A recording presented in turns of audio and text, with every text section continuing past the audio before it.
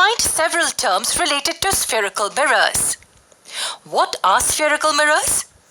Mirrors in which the curved reflecting surface forms a part of a sphere are called spherical mirrors.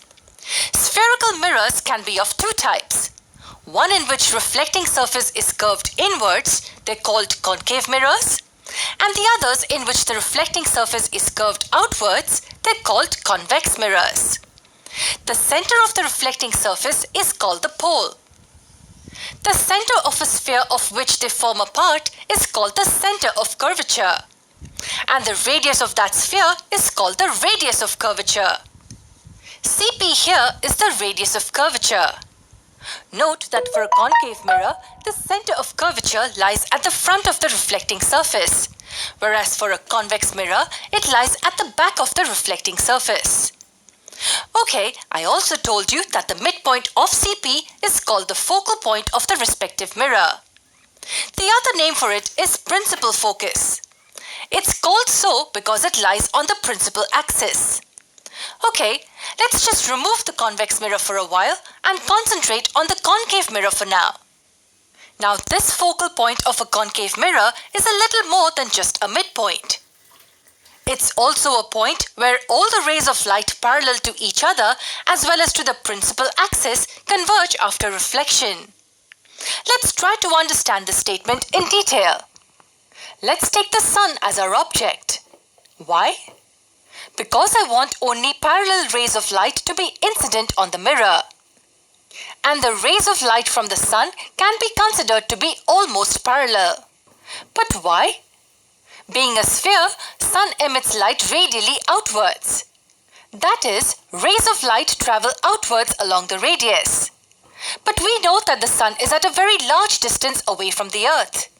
Hence, the rays from the sun coming towards the surface of the earth are considered parallel. So our object, which is the sun, is present at infinity, and it's emitting parallel rays of light.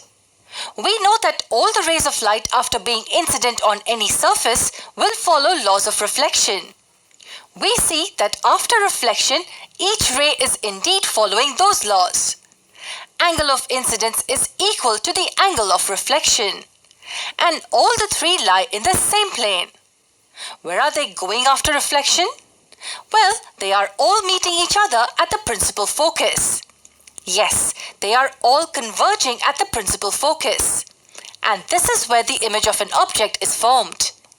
Yes, this is an image of the sun and it's a real image. Now, if you project this point of convergence on a piece of paper, the paper at that point will start getting hotter and will eventually catch fire. As the bulk of rays from the sun are all concentrated at one single point by this concave mirror, the temperature at this point rises. And it's too much temperature for a thin piece of paper to withhold. Similarly, instead of a sun, we can take any other object kept at infinity. And the rays of light from that object incident on the mirror will be parallel to each other. So we saw that if the rays of light are parallel to each other as well as to the principal axis, they will always converge at the principal focus. And this is true for any other object as well. Now I would want to mention one thing here, that this does not depend on the position of the object. Yes, it does not only work when the object is at infinity. No matter where the object is kept on the principal axis, if the rays of light incident on the mirror are parallel to each other as well as to the principal axis, they will always converge at the principal focus. What if the rays of light are parallel to each other but not parallel to the principal axis?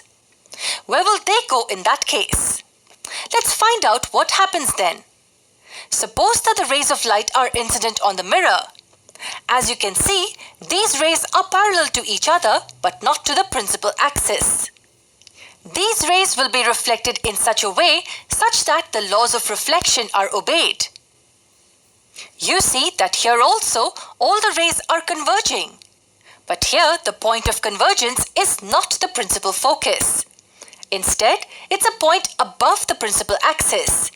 This point is called focus as all the rays are focused at this point. It's not called the principal focus because it does not lie on the principal axis. So we defined focus as a point where all the parallel rays converge after bouncing off from the reflecting surface of the concave mirror. It is the principal focus if it lies on the principal axis. And it will only lie on the principal axis if the rays of light are parallel to each other as well as to the principal axis. What if the light rays are passing through the principal focus? Yes, it means the light rays won't be parallel. Consider one light ray from a point on the object passing through the principal focus and is incident on the mirror. We know that this ray will be reflected according to the laws of reflection. Consider two more rays from different points of the object, both passing through the principal focus, incident on the mirror. After reflection from the concave mirror, we see that they all travel parallel to the first reflected ray. So what can we conclude from this? If the rays of light pass through the principal focus and are incident on the mirror, then after reflection, they travel parallel to each other. And this is true for any position behind the principal focus. But what if the object is kept at the principal focus?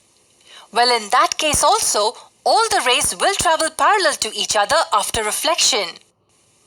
I want to discuss one important point before I end this video. In reality, every object emits rays of light in all possible directions. Or to be more specific, from any point on an object, infinitely many rays of light travel in all the possible directions. But then, where will the image of the object be formed? Is it formed on the principal focus again? In the coming videos, we will learn the characteristics of images formed